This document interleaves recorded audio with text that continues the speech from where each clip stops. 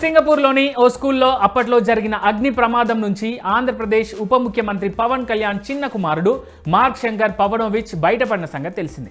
Summer క్యాంప్లో జరిగిన ఈ ఘటనను మరోసారి గుర్తు చేసుకున్నారు పవన్ సతీమణి అన్నా కొణిదెల. ఏడాది కిందట జరిగిన ఈ ఘటనను గుర్తు చేస్తూ ఇన్స్టాలో ఎమోషనల్ పోస్ట్ చేశారు.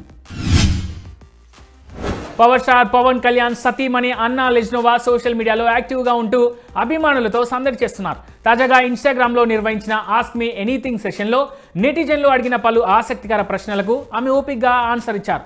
ఈ క్రమంలోనే ఓ అభిమాని మీ ఇద్దరిలో మొదటగా ఎవరు ప్రపోజ్ చేశారు అని అడగ్గా ఆయనే అంటే పవనే మొదటగా ప్రపోజ్ చేశారంటూ ఆమె ఆన్సర్ ఇచ్చారు. తన ఆన్సర్తో ఇప్పుడు నెట్టింట ట్రెండ్ అవుతున్నారు అన్న. జైలర్ 2 సినిమాలో షారూక్ ఖాన్ గెస్ట్ రోల్కు సంబంధించిన మరో న్యూస్ వైరల్ అవుతోంది. ప్రస్తుతం కింగ్ సినిమా షూటింగ్లో బిజీగా ఉన్న షారూక్ తన బాద్షా లుక్ మార్చే పరిస్థితి లేకపోవడంతో రజనీ సినిమాలో నటించేందుకు నో చెప్పారన్న టాక్ వినిపిస్తోంది. ఇప్పుడు ఈ వార్తలపై చిత్ర యూనిట్ నుంచి క్లారిటీ రావాల్సి ఉంది. మైథలాజికల్ హర్రర్ జానర్లో తుంబాడ్ తెరకెక్కింది. బాక్స్ ఆఫీస్ దగ్గర మంచి విజయం సాధించిన ఈ సినిమాకు సీక్వెల్ ప్రజెంట్ తెరకెక్కుతోంది.